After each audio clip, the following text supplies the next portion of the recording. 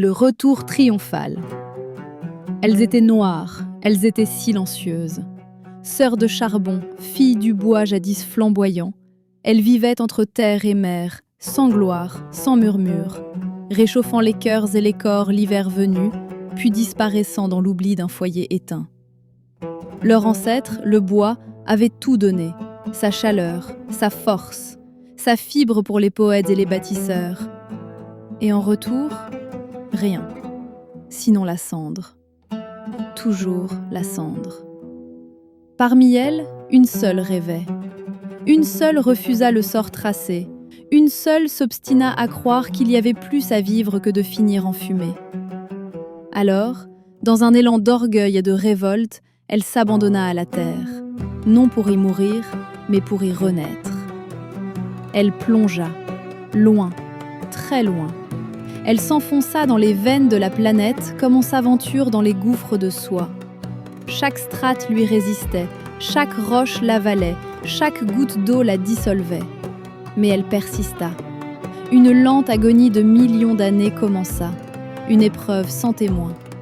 La pression s'abattit sur elle comme une foule de géants, 40 000 hommes sur sa poitrine.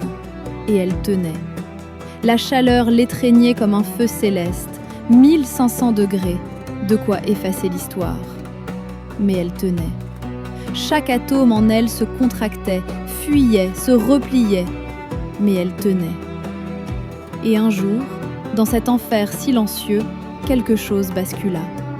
Ces atomes, autrefois éparpillés, se mirent à s'organiser. Une danse lente, presque sacrée. Une nouvelle structure naquit dans l'obscurité. Une architecture secrète. Un cristal. Elle ne le savait pas encore, mais elle n'était plus charbon. Alors oui, elle était plus dure que tout ce que la terre avait connu. Mais elle était seule, enterrée, égarée dans les profondeurs. À quoi bon être belle si nul regard ne vous contemple? À quoi bon survivre si c'est pour oublier ses sœurs? Elle voulait remonter, non pour se montrer, mais pour retrouver, pour partager. Puis un jour, la terre, dans sa colère ou sa grâce, ouvrit un volcan et la projeta, loin, très loin. Elle traversa le feu comme on traverse l'épreuve que l'on a déjà apprivoisée. L'air lui parut doux, les secousses presque familières, la boue, un repos. Elle roula longtemps, très longtemps, portée par les torrents et les crues, percutée par les pierres et les souvenirs. Et pourtant, rien ne pouvait la briser, car elle n'était plus une graine, elle était l'arbre tout entier. Et puis, elle s'arrêta, au fond d'un lit de rivière, invisible à l'œil du passant. Elle savait désormais, ce n'est pas parce qu'on est précieux qu'on est vu, il faut scintiller. Alors elle décida de jouer avec la lumière, d'attirer les regards. Et ça fonctionna. Un jour, une main se tendit, puis une autre. Les hommes, les femmes, les amoureux, tous voulaient la toucher, la posséder, l'aimer. Ils la nettoyèrent, la polièrent, la sertirent. Elle devint offrande, symbole d'éternité, secret bien gardé, parure d'amoureuse et d'épouse, déesse discrète posée sur l'annulaire de celle qui croit encore aux promesses. Mais dans les éclats de lumière, elle n'oubliait pas. Elle se souvenait des jours où ses sœurs brûlaient, jour après jour, sans répit, sans protester. Elle se souvenait de leurs soupirs silencieux, de leurs corps abandonnés aux flammes.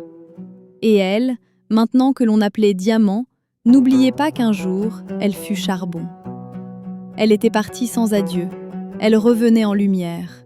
Elle n'était plus une pièce à brûler. Elle était la preuve que l'on peut traverser l'enfer et revenir. Triomphante. En chaque être humain repose une matière obscure, née du feu ancien et du temps immobile. Le charbon n'est pas une chute, il est une attente. Seuls ceux qui acceptent la descente, la pression, le silence, découvrent que l'ombre n'est pas l'ennemi de la lumière, mais son passage obligé. Car le diamant ne naît pas du refus, il naît de l'épreuve. Et vous, avez-vous reconnu en vous cette part enfouie qui ne cherche ni excuse ni consolation, mais l'instant juste pour renaître en éclat.